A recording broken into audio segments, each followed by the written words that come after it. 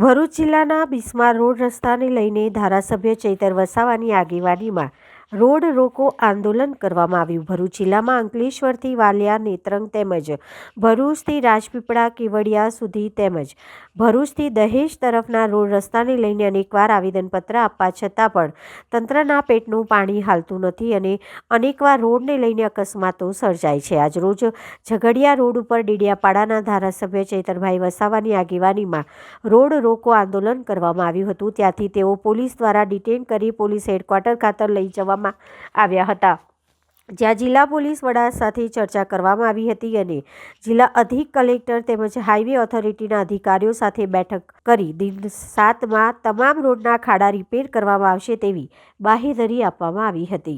Bike વાળા બિચારા તો કઈ રીતના જાય, વિચાર કરો, કઈ થાય તો ઓન ધી સ્પોટ મરી જાય। તમે આ રોડે જાવ છો, મુલનથી સ્ટેચ્યુ ઓફ યુનિટી ગયા છો કોઈ દિવસ? કેવો રોડ છે, જોયું છે?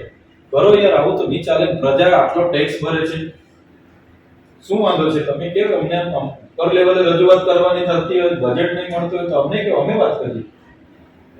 દહેજનો રોડ તમે સ્ટેટ વાળા તમે જો નહીં યાર, આ દહેજની શું હાલત છે? સ્ટેટમાં ભરૂચથી જીએસઆરટીસી લિમિટેડ કંપની છે।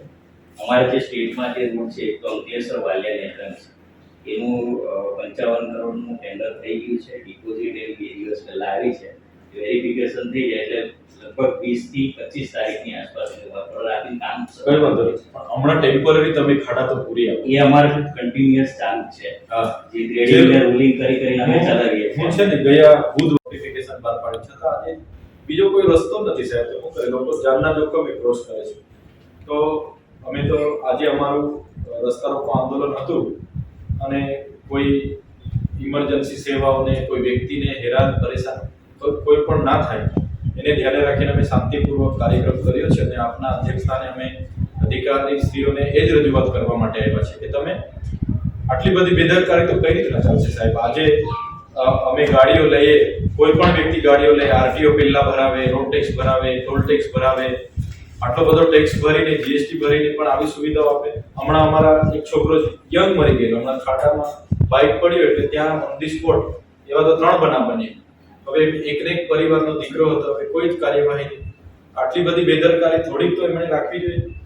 હવે આ 2 રોડ પર એટલું બધું ટ્રાફિક હોય છે સાહેબ, આપણે ગોવાલી મુલન થઈને જઈએ, એ રોડ પણ આખો ખોદી નાખ્યો એક વર્ષથી। વાલિયા ચોકડીથી રાજપીપળા જવાનો રોડ પણ આખો ખોદી નાખ્યો। તો ભાઈ જાય કાં? અપડાઉન કરતા ભરૂચથી કંપનીઓમાં જતા હોય વિદ્યાર્થીઓ કયા રસ્તે જાય? એવી પરિસ્થિતિ ઊભી કરી દીધી છે। આ રોડ કમસે કમ વર્ષ 1.5 વર્ષથી કામ ચાલે છે, તો શું કરે છે આ લોકો? એ સમજ નથી પડતી છે।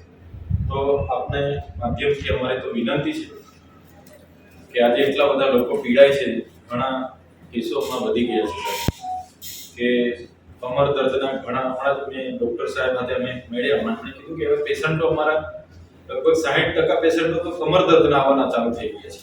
તો આવી પરિસ્થિતિમાં national highway authority, state, panchayat બધા જ લોકો ઝુંબેશના ધોરણે હમણાં તમામ રસ્તાઓ કરે એવી અમારી રજૂઆત છે સાહેબ। અઠવાડિયામાં જો નહીં થશે, અમે મેઇન રોડ છે કેબલ બ્રિજની બાજુમાં ટોલ ટેક્સ પર આવતા સોમ કાં તો મંગળવારે અમારું બંધનું એલાન રહેશે। અમે રોડ રોકો આંદોલન મોટા પાયે, કેમ કે આવેદનો આપી તો થાકી ગયા, લોકોને જરા પડેલી નથી સાહેબ, શું કરવાનું અમારે? આજે ભરૂચ જિલ્લા ખાતે અમારે રસ્તા રોકો આંદોલન હતું। એ દરમિયાન પોલીસ વિભાગ દ્વારા તમામ આગેવાનોને ડિટેન પણ કરવામાં આવ્યા હતા અને હમણાં જ અમારે એસપી સાહેબ સાથે એક બી બેઠક થઈ અને અધિક નિવાસી કલેક્ટર સાહેબની અધ્યક્ષતામાં નેશનલ હાઈવે, સ્ટેટ હાઈવે અને જિલ્લા પંચાયત માર્ગ અને મકાન વિભાગના અધિકારીઓ સાથે હમણાં જ એક બેઠક થઈને અમે બહાર આવ્યા છે। ત્યારે દિન 7માં તમામ રસ્તાઓ રિપેરિંગ કરીને, જે પણ નાળાઓ તૂટ્યા છે રિપેરિંગ કરીને ભરૂચની જનતા માટે મૂકવામાં આવે એવી અમારી માંગણી છે। અને અમને આશ્વાસન મળ્યું છે કે અંકલેશ્વર વાલિયા નેત્રંગનો રોડ હોય, ભરૂચ સ્ટેચ્યુ ઓફ યુનિટી ઝઘડિયાનો રોડ હોય કે દહેજનો રોડ હોય, તમામ રોડો અને નાળાઓ દિન 7માં રિપેરિંગ કરીને, રિસર્ફેસિંગ કરીને, નવા બાયપાસ આપીને કાર્યરત કરી દેવામાં આવશે। જો આમ નથી થતું તો દિન 7 બાદ અમારે ના છૂટકે ફરી રસ્તા રોકો આંદોલન પણ ઉતરવું પડશે। આજના દિવસે અમે કોઈ ઇમરજન્સી સેવાઓ, કોઈ અપડાઉન કરનારા વિદ્યાર્થીઓ, કર્મચારીઓને અસર ના થાય એ રીતના અમે શાંતિપૂર્ણ આંદોલન કર્યું હતું, પણ છતાં અધિકારીઓ નથી સફાળે જાગતા, તો ચોક્કસ આવનાર દિવસમાં નેશનલ હાઈવે 8ના ટોલ નાકા પર જે ભરૂચ કેબલ બ્રિજનું ટોલ નાકું છે ત્યાં અમારે આંદોલન કરવાની ફરજ પડશે. એટલા જ માટે આજે અમે રજૂઆત કરી છે. એ દિવસો ન આવે એટલા માટે તાત્કાલિક ધોરણે રિપેરિંગ કરવામાં આવે એવી અમારી માંગણી છે.